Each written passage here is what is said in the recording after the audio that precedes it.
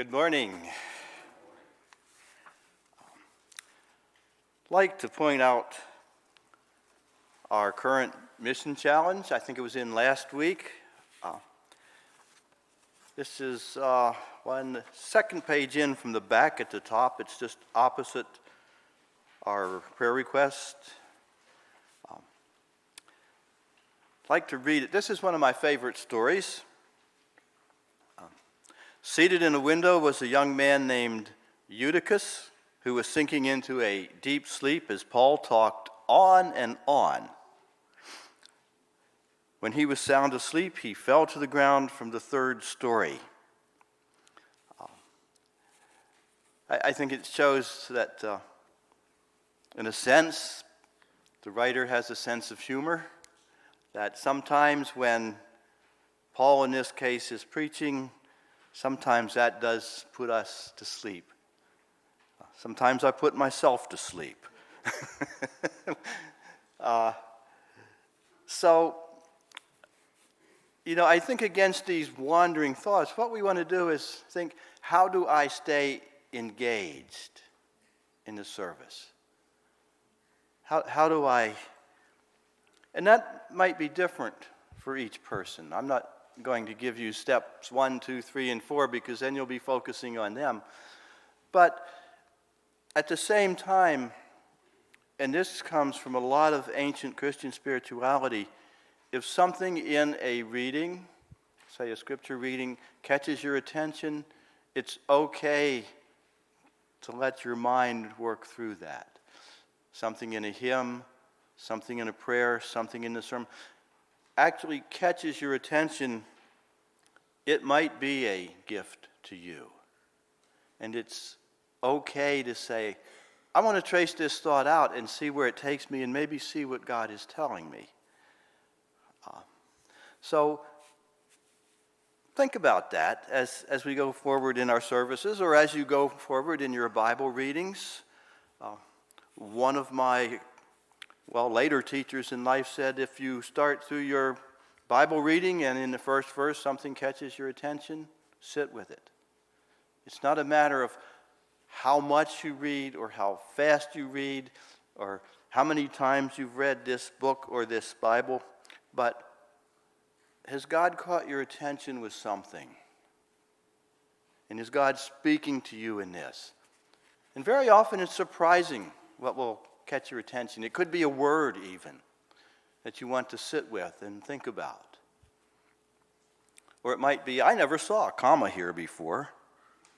It can be very almost mundane, but yet if that triggers the thoughts that lead you to a deeper sense of where God is working in your life, then we're doing what we're supposed to be doing. So it's not a matter of, as the Puritans would have you, and they actually had people walking around with a stick to hit people that went to sleep. That's not it. What we're driving at. We're driving at how does this particular worship service engage you, and how do you stay engaged and come to God in it? So, inside the humor, I think, is a good lesson. Then on the back of the bulletin, this evening we have our Bible study by Zoom and here in the church. On Tuesday, the 10 o'clock ladies' Bible study meets here. 5 o'clock on Tuesday, the cemetery planting of flowers for Memorial Day begins. If you'd like to help with that, please come out. Then also on Tuesday at 7, the Kids Club meets by Zoom, and trustees are this Thursday at 7. And now if you would turn in your bulletins to the call to worship. The grace of the Lord Jesus Christ be with you all. May God be gracious to us and bless us. That your way may be known on earth. Let the peoples praise you, O God. Let us pray. Great and loving God, your will for us in Jesus is the peace which the world cannot give. Your abiding gift is the Holy Spirit he promised. Calm all our troubled hearts and dispel our fears. Keep us steadfast in love and faithful to your word, that we may always be your dwelling place.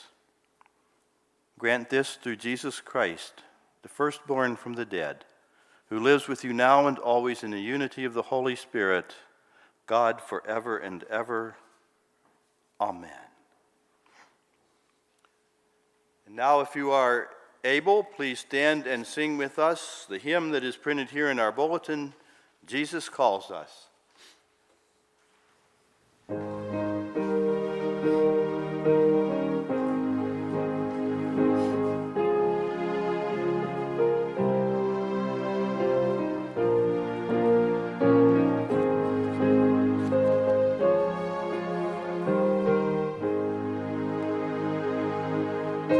Jesus calls us o'er the tumult of our lives, wild restless sea.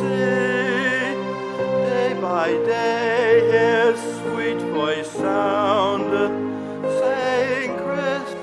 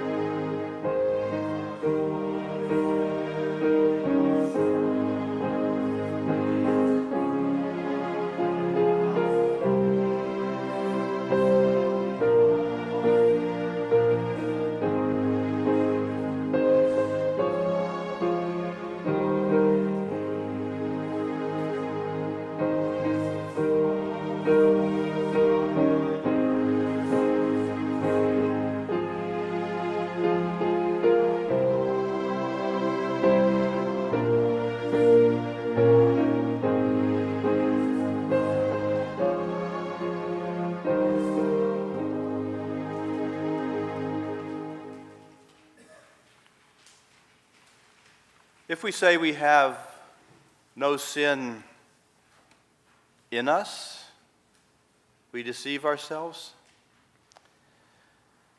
The truth is not in us. But if we confess our sins, God, who is faithful and just, will forgive us our sins and cleanse us from all unrighteousness. So in humility and faith, then, let us stand before God open and honest and confess our sin in silence.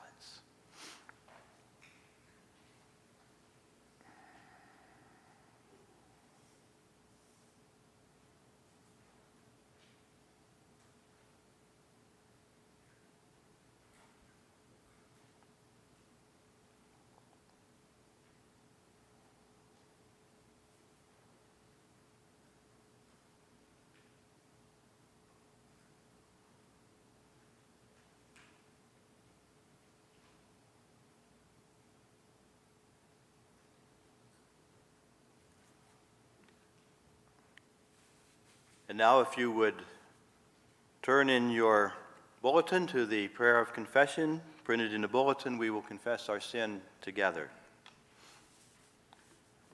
Almighty God, in raising Jesus from the grave, you shattered the power of sin and death.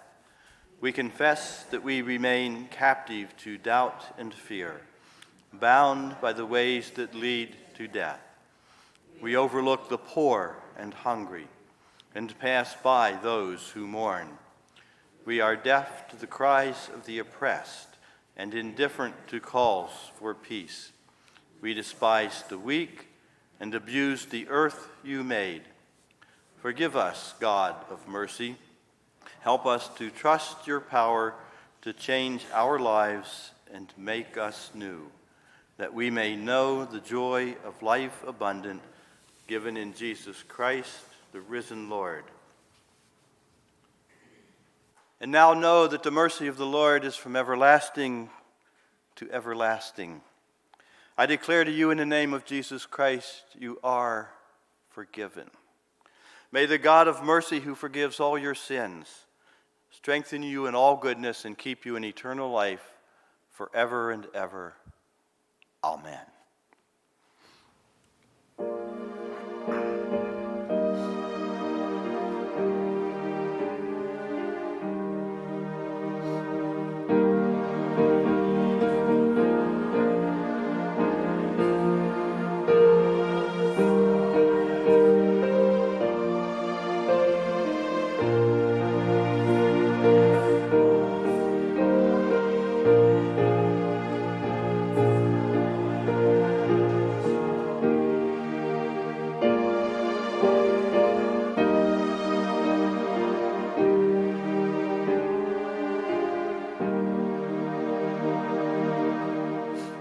Please be seated.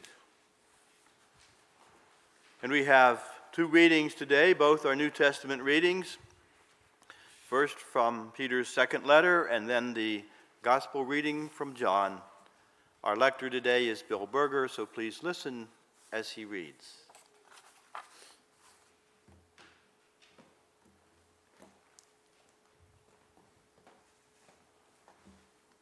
Good morning. A reading from the second letter of Peter in the New Testament, chapter 1, verses 3 through 15. Listen for the word of God. His divine power has granted to us all things that pertain to life and godliness, through the knowledge of him who called us to his own glory and excellence, by which he has granted to us his precious and very great promises, so that through them you may become partakers of the divine nature, having escaped from the corruption that is in the world because of your sinful desire. For this very reason, make every effort to supplement your faith with virtue, and virtue with knowledge, and knowledge with self-control, and self-control with steadfastness, and steadfastness with godliness, and godliness with brotherly affection, and brotherly affection with love. For if these qualities are yours and are increasing, they keep you from being ineffective or unfruitful in the knowledge of our Lord Jesus Christ. For whoever lacks these qualities is so nearsighted that he is blind, having forgotten that he was cleansed from his former sins. Therefore, brothers, be all the more diligent to confirm your calling and election. For if you practice these qualities, you will never fall. For in this way there will be richly provided for you an entrance into the eternal kingdom of our Lord and Savior, Jesus Christ. Therefore, I intend always to remind you of these qualities, though you know them and are established in the truth that you have. I think it right, as long as I am in this body, to stir you up by way of reminder, since I know that the putting off of my body will be soon, as our Lord Jesus Christ made clear to me. And I will make every effort so that after my departure you will be able at any time to recall these things.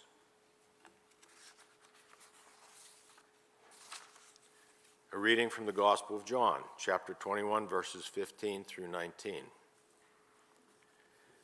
When they had finished breakfast, Jesus said to Simon Peter, "Simon, son of John, do you love me more than these?" He said to him, "Yes, Lord, you know that I love you." He said to him, "Feed my lambs." He said to him a second time, "Simon, son of John, do you love me?" He said to him, "Yes, Lord, you know that I love you." He said to him, "Tend my sheep." He said to him the third time, "Simon, son of John, do you love me?" Peter was grieved because he said to him the third time, "Do you love me?" And he said to him, "Lord, you know everything. You know that I love you." Jesus said to him, "Feed my sheep. Truly, truly, I say to you, when you were young, you used to dress yourself and walk wherever you wanted. But when you are old, you will stretch out your hands, and another will dress you and carry you where you do not want to go." This he said to show by what kind of death he was to glorify God. And after saying this, he said to him, "Follow me." Here end the readings. Thanks be to God.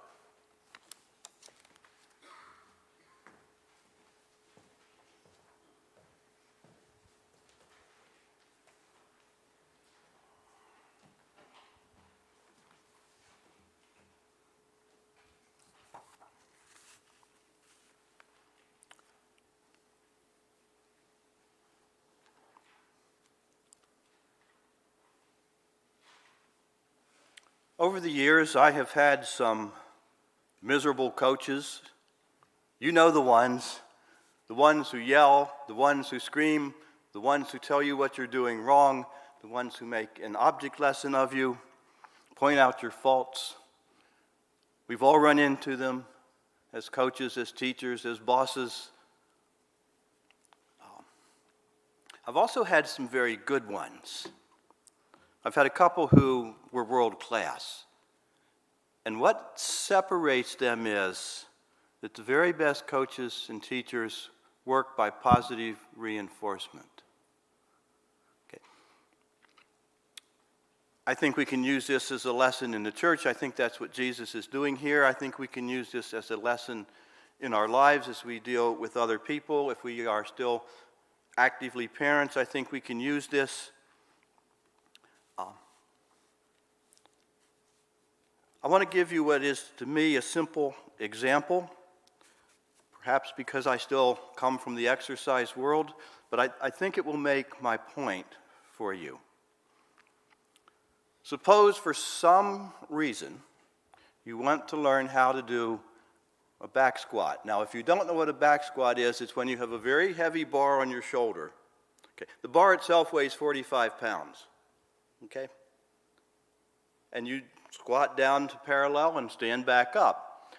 And you try this, and you will think you've done an excellent job. And against the 45 or 50 cues that you need to hit perfectly, you didn't. That's the reality.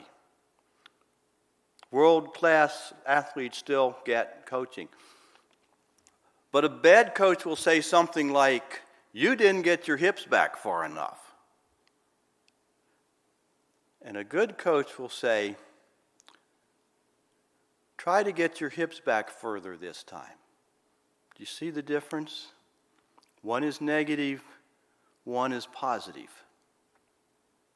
There's a big difference there in that cue. And even in the second one, you have to realize that, no, I didn't get my hips back far enough. But I've been given the cue I need to do this better. And that's fundamental in all teaching. In writing, it might be, maybe you should use fewer adverbs versus, can you write this with fewer words? Big difference in that kind of coaching. Good leaders know this, and they know their people's strengths, and they know how to make them better.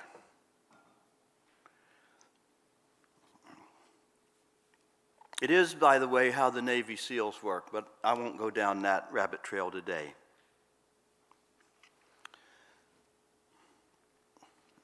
So now I want to go to our gospel reading today, which begins with Jesus talking with Peter. But I want to think back before that to Peter. Peter must have been feeling pretty miserable. I'm sure he carried guilt. I'm sure he carried grief. He had been the disciple who was told, "On this rock, you, Peter, I will build my church." He was the disciple who had first seen that Jesus was the Messiah, and Jesus told him, "This is a great gift. Only God can tell you this." He was a disciple who stood and would have defended Jesus to the death if necessary. He drew his sword and lopped off an ear. And yet, when it really came down to decision time, he denied that he was a disciple of Jesus. And this must have weighed on him extremely heavily, to the point where I think he was in a kind of denial in that, remember last week he said, let's go fishing. If I can just go back to my normal life, then perhaps some of this will go away over time and I can go see a good therapist and get rid of this guilt. So that's where Peter is.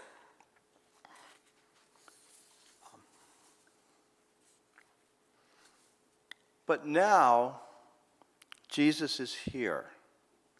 And Jesus, of course, knows all of this about Peter. And the way Jesus approaches this is interesting.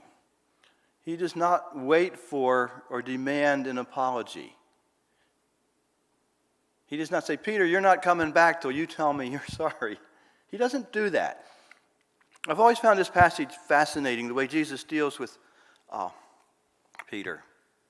He doesn't demand an explanation. He doesn't demand a confession of sin. He doesn't expect Peter to beg for forgiveness. He doesn't do any of these things with Peter. He asks a simple question. Can you get your hips further back? 3 times Peter denied Jesus, and 3 times Jesus asked a question. And the question is, brought down to its simplest form, do you love me? First time he says, do you love me more than these? Maybe referring to the fishing, maybe referring to the other disciples, maybe something we're unaware of. But nonetheless, there's this threefold question against a threefold denial that Jesus asked, do you love me? So let's pause for a moment and ask ourselves the same question. Do we love Jesus more than, I'm tempted to put Walmart in there. Walmart's a good symbol for today's American consumerism and materialism. Do you love me more than soccer? Do you love me more than whatever your favorite pastime is? The one that comes after, I'd really like to be there this week, but whatever you put in there. Do we love Jesus more than these?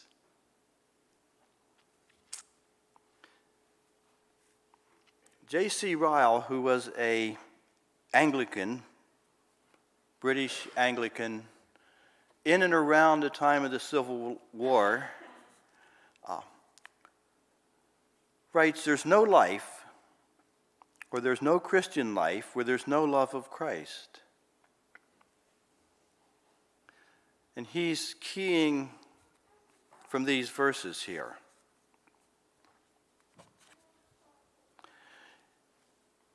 And he goes on.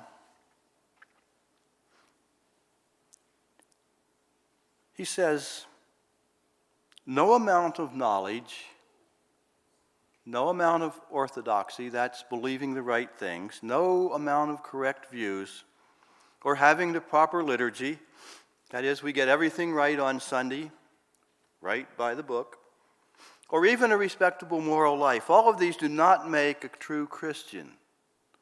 They may be part of it, but these are not the things that make someone Christian. There must be some true feeling towards Christ.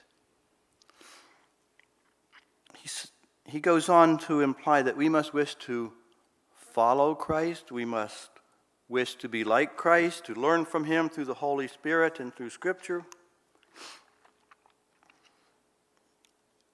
And then he deepens this, as the old saints so often do, and says, why do we love Christ? We must be very clear on why we love Christ. Because we must understand what took place at the cross. We must understand that we have received, through Jesus' act on the cross, this great act of love, pardon and forgiveness of sins. That we have been called into a new life, which we will live as a response of love to what Jesus has done.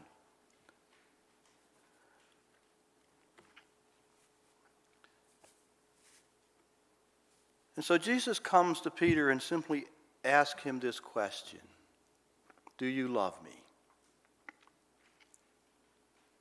And there's no doubt that this stirred up these feelings of guilt and these feelings of grief. I mean, you have to know, you have to be accountable.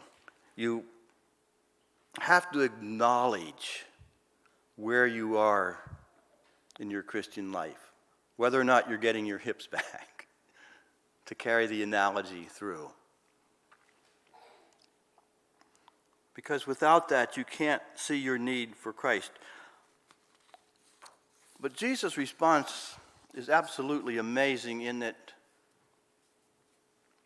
Peter says, of course, you know that I love you, 3 times. And then Jesus says, in each response, feed my sheep.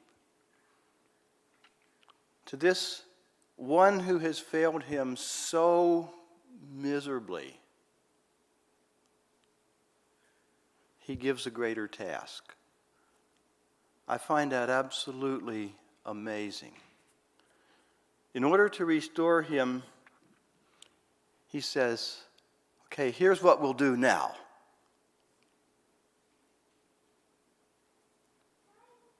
We'll give you this calling to feed my sheep. If we think back to earlier in John, Jesus is this great shepherd of the sheep. If we look forward, and we can do this because we're 2,000 years after the fact, to Jesus' ascension, Jesus will be gone in a few weeks. Jesus is passing on to Peter his very job of being the shepherd or overseer of the church. And he does this in this very subtle, very restorative way.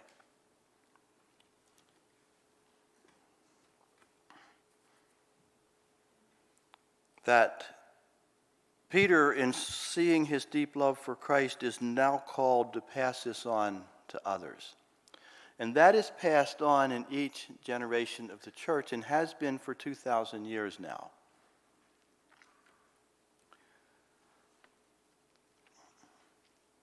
And it's difficult. It's really, really difficult to be a Christian. And I don't mean it's difficult to be a Christian because people will make fun of you. People make fun of us for all kinds of things. But it's difficult to be a Christian because we are called to restore people. We are called to bring people into the church in restorative means and in restorative ways. And this is very difficult to get over our urge to be the coach that yells and screams, and do you know what you did to me? And instead say, do you think you could get your hips back a little bit this time? Let's see if we can't do that.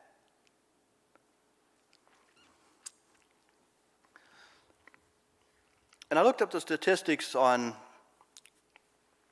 PC USA. In 1965, there were 4.25 million members in the PC USA. Today, there's 1.2 million. We have been losing people left and right for all kinds of reasons, but I think one of the reasons is we've made it too easy. If you go to a PCA church and want to join, it will take several weeks, maybe several months, maybe a couple years. It will be a lot of time and a lot of study and a lot of commitment.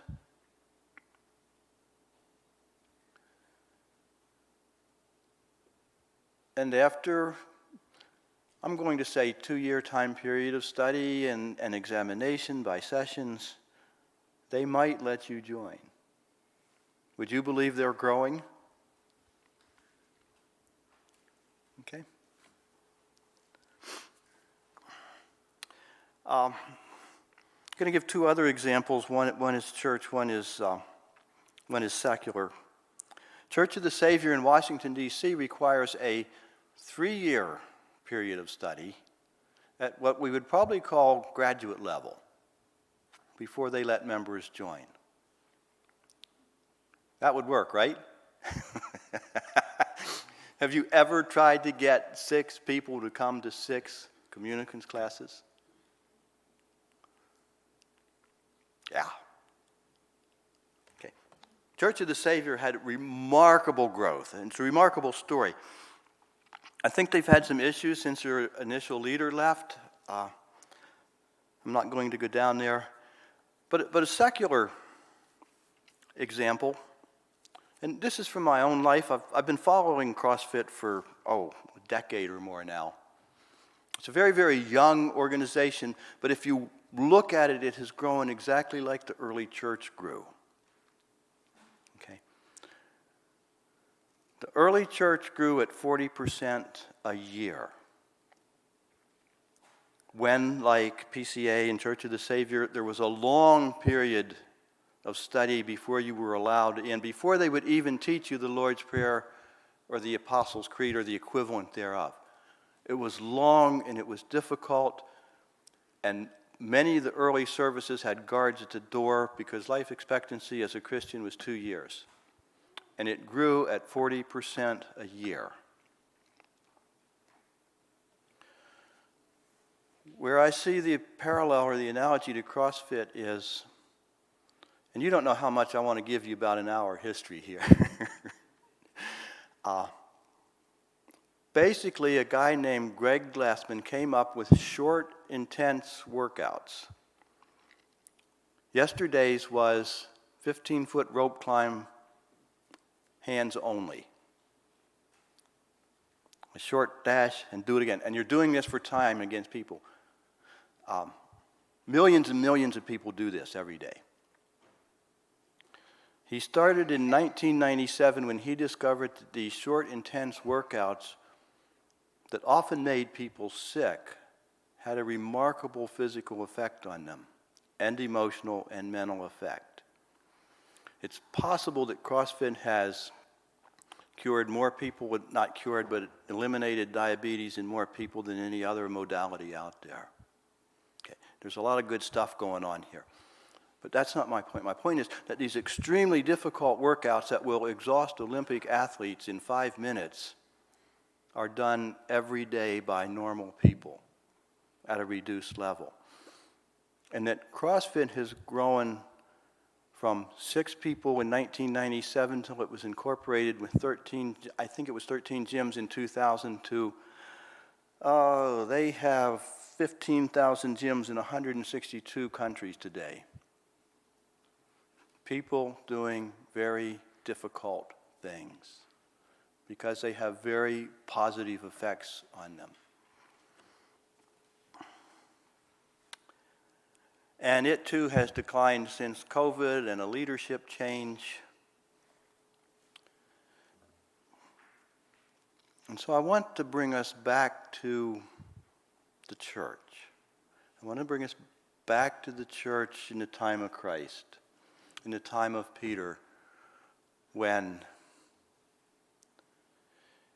he not only called Peter accountable, but validated him and gave him this extra task to feed his sheep, a very, very difficult challenge in a very pagan world. Knowing, and Peter himself knowing, that Peter was being sent to his death.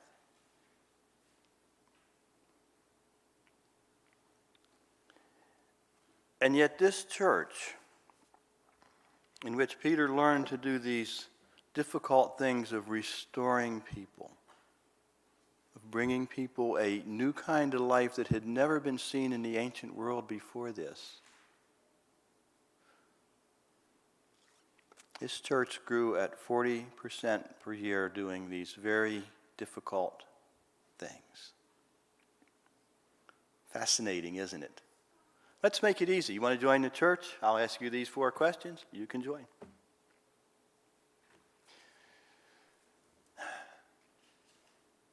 There's reasons for that too. But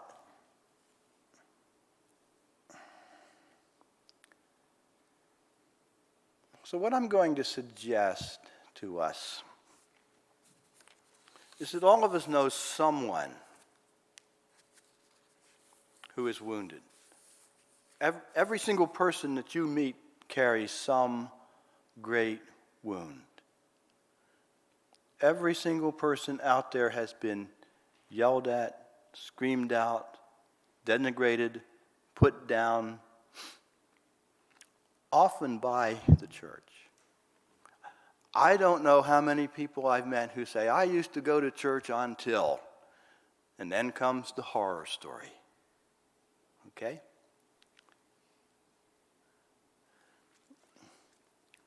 Yes, we make mistakes. I'm not saying that. But there's this whole mass of humanity out there who needs us to do the difficult thing of coming along and simply saying, can you get your hips back a little bit? Let's pray.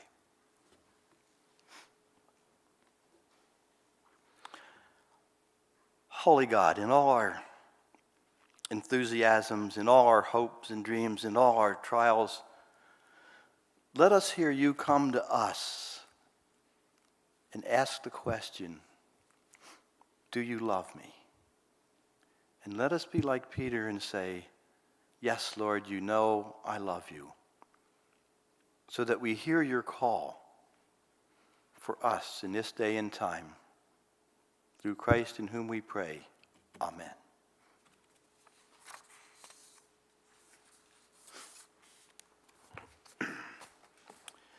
Now again, if you are able, let's please stand and we'll sing hymn number 383, 383.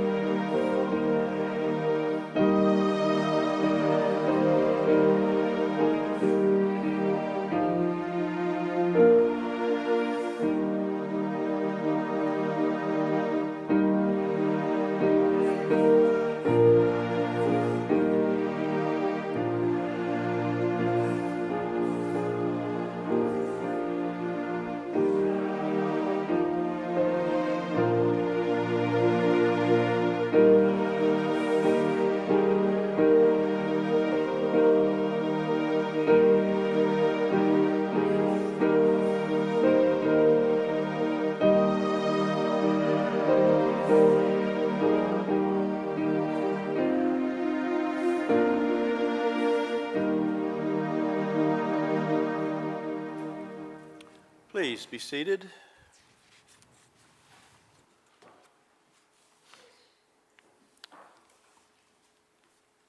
And let us pray.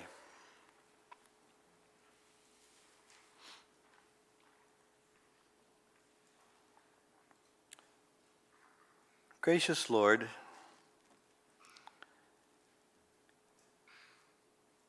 as we see you in Scripture, we see your many faces and many ways of dealing with humanity. And we see that your ultimate way of dealing with us is in self-sacrificing love. And that from this love, you restore us. You restore us to a union with you, and through union with you to union with God, so that we become children of God. A holy community set aside to then call others into this great life we call the Christian life. So we would pray for that calmness that comes from knowing you, from knowing that, like Peter, we are forgiven, from knowing that we have a new life and a new calling, and that in this calling we are to build your church by bringing grace and love to those who feel they do not have grace and love. We would pray that through this we grow into a community known to be your people through this same grace and love. And now, Lord, we pray for your church in the world, that together as one holy people, we begin to be those who create a new world. We pray for the world that is at war, for the distressed, for the hurt, for the wounded. And we pray, O Lord, that you be with them and strengthen those who work for them, for missionaries and pastors in these war-torn areas who struggle to keep their churches alive and the faith of their people alive. We pray, Lord, for your church here in America, that we not become obsolete, but rather that we become a new force for your life in Christ. We pray, Lord, for those who are ill, who are hurt, and who are wounded. And we pray for the grace to go to them and to restore them to health and wholeness and joy. We ask all this in Christ's name, who taught us to pray, saying, Our Father, who art in heaven, hallowed be thy name. Thy kingdom come, thy will be done, on earth as it is in heaven. Give us this day our daily bread, and forgive us our debts, as we forgive our debtors.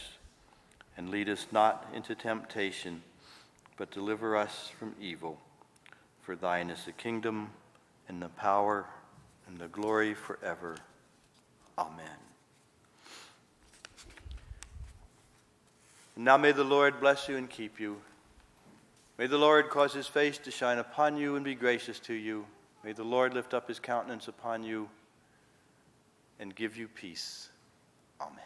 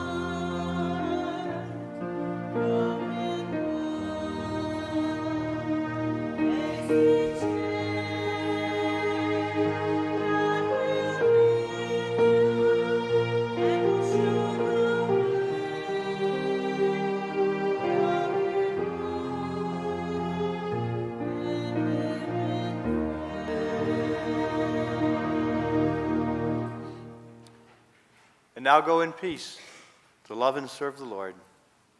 Amen.